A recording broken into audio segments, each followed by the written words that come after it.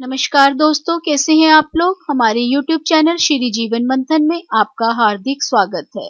कार्तिक मास महात्म्य का यह 31वां अध्याय, बतलाया भगवान ने प्रभु स्मरण का सरल उपाय। जी हाँ दोस्तों, आज की वीडियो में हम सुनेंगे कार्तिक मास महात्म्य कथा अध्याय 31। लेकिन दोस्तों, वीडियो शुरू करने से पहले मेरा आपसे अनुरोध है कि हमारे चैनल को सब्सक्राइब करना ना भूलें और बेल आइकन के बटन को दबाइए ताकि हमारे चैनल से संबंधित ताजा अपडेट्स आपको मिलती रहें। और अगर हमारा वीडियो आपको पसंद आता है तो लाइक शेयर करना भी ना भूलें।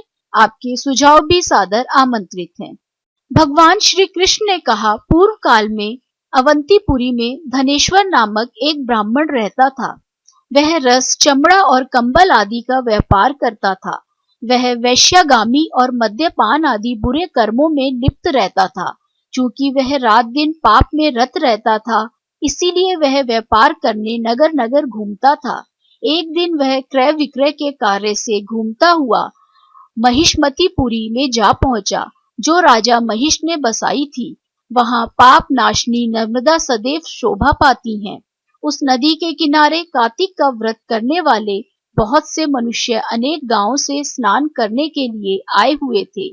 धनेश्वर ने उन सबको देखा और अपना सामान बेचता हुआ वह भी 1 मास तक वहीं रहा। वह अपने सामान को बेचता हुआ नर्मदा नदी के तट पर घूमता हुआ स्नान, जप और देवार्चन में लगे हुए ब्राह्मणों को देखता और वैष्णवों के मुख से भगवान विष्णु के नामों का कीर्तन सुनता था।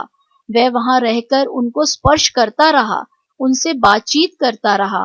वह कार्तिक के व्रत की उद्यापन विधि तथा जागरण भी देखता रहा।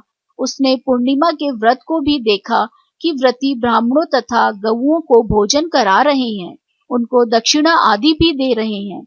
उसने नित्य प्रति भगवान शंकर की प्रसन्नता के लिए होती दीपमाला भी देखी। त्रिपुर नामक राक्षस के 3 पुरों को भगवान शिव ने इसी तिथि को जलाया था।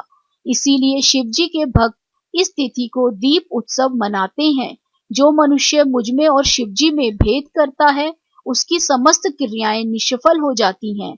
इस प्रकार नर्मदा तट पर रहते हुए जब उसको 1 माह व्यतीत हो गया, तो एक दिन अचानक उसे किसी काले सांप ने डस लिया।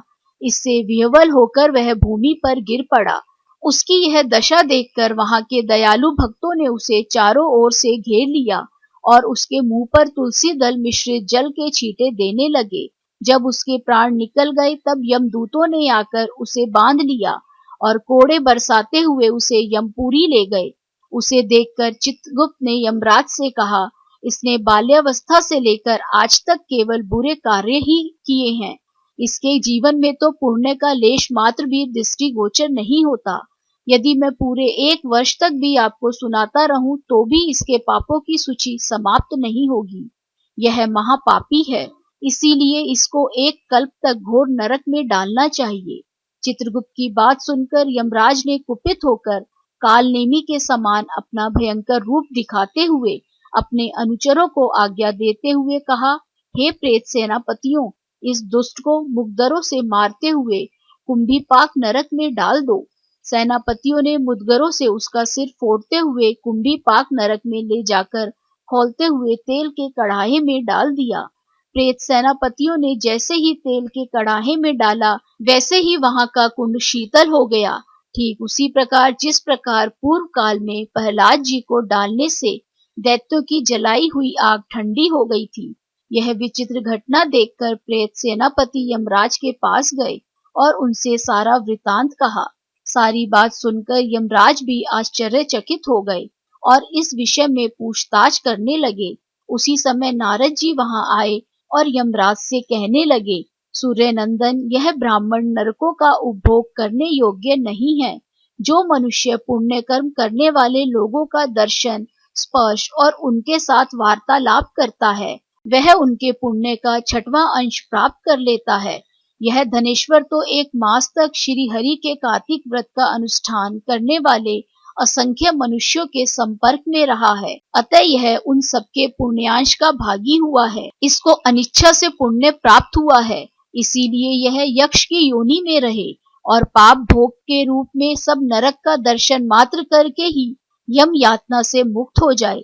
भगवान श्री कृष्ण ने कहा, सत्यभामा नारद जी के इस प्रकार कहकर चले जाने के पश्चात धनेश्वर को पुण्यात्मा समझते हुए यमराज ने दूतों को उसे नरक दिखाने की आज्ञा दी। आशा करते हैं दोस्तों कार्तिक मास महात्म्य कथा अध्याय 31 आपको पसंद आएगा।